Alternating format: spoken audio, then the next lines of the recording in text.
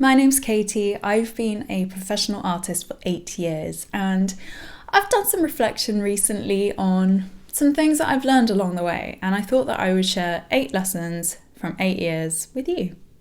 Lesson number 1. Compare your work to your work. When I look back on my previous work, it's such a great insight into my personal progress. I can see how I've developed over months, years, and it's really satisfying to see that it just happens naturally over time. If you're constantly comparing yourself to other people who are on their own journey and they're in different places on their journey, you'll always feel insecure and not enough. Stay in your own lane and be better than you were yesterday. Number 2, sales don't just come from producing good work. You can make the most beautiful piece of artwork, but if you don't get it in front of the right person, you're just not going to sell it. Knowing and understanding your audience and how to get it in front of them is essential. You need to work on the business side of your business, not just producing the art. You run a business, which means that you run all aspects of the business, not just the production of the work. This is such a common struggle for artists. We just want to create. We don't want to have to market things. We don't want to have to communicate with other people. If this is you, do feel free to subscribe, because I'm going to be making videos about finding your audience, marketing, pricing your artwork, etc. So hopefully I can help you along the business side of your business. Number 3, quantity over quality. Especially in the growth phase of your business, when you're building it up, it's so important to focus on producing lots of work. Quality will come much faster if you focus on production rather than finding perfection. Spoiler alert, you will never find it. Knowing when to abandon your work is such a hard problem, and you'll find it with trial and error over time. But when I focused on producing lots of work, the quality just came as a byproduct of practicing as I went.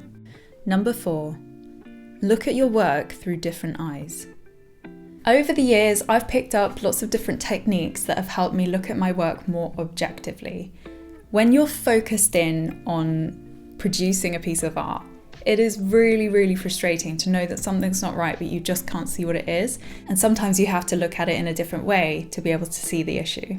Things that I found really helpful have been looking at it through a camera. So just taking a photo of it on your phone and looking at the picture changes something. I don't know what it is. Something about your brain just like registers it differently.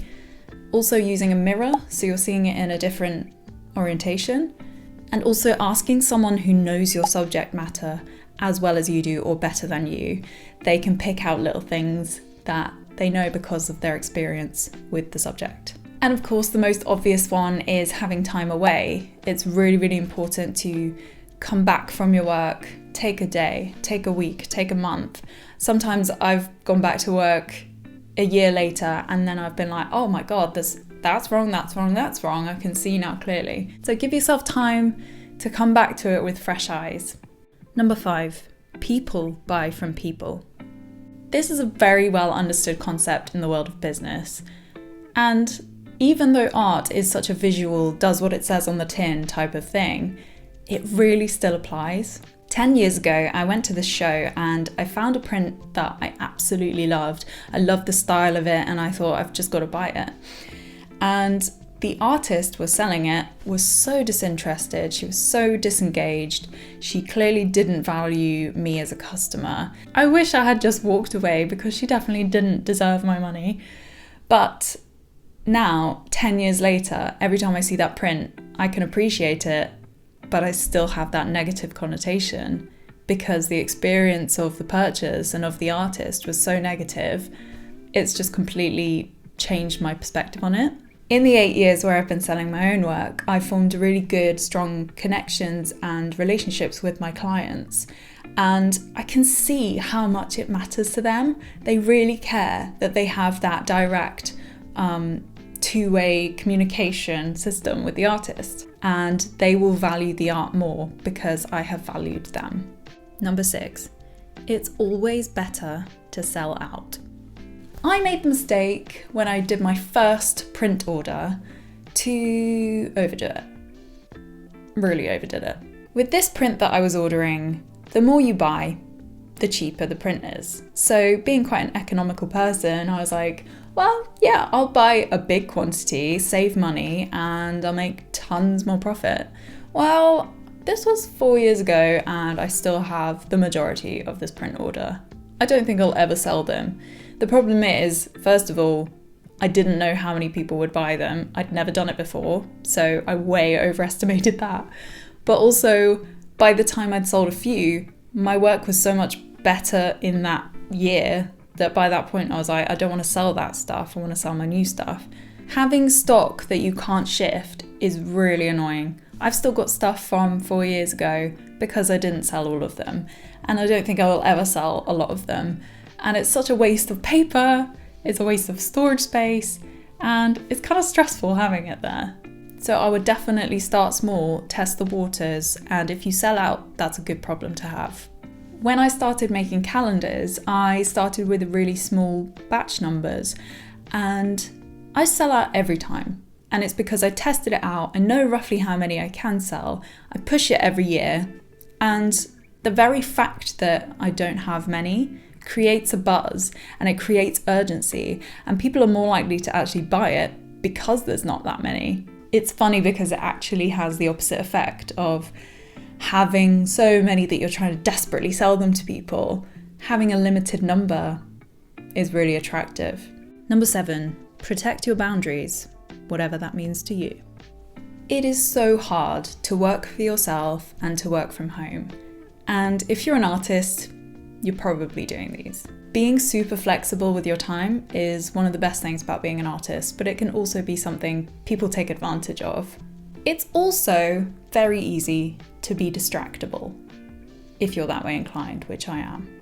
You haven't got a boss telling you off if you're not working hard enough, and it's an ongoing struggle for sure. Things that have helped me with this are having a dedicated workspace that is only for work and is really hard for people to interrupt you in.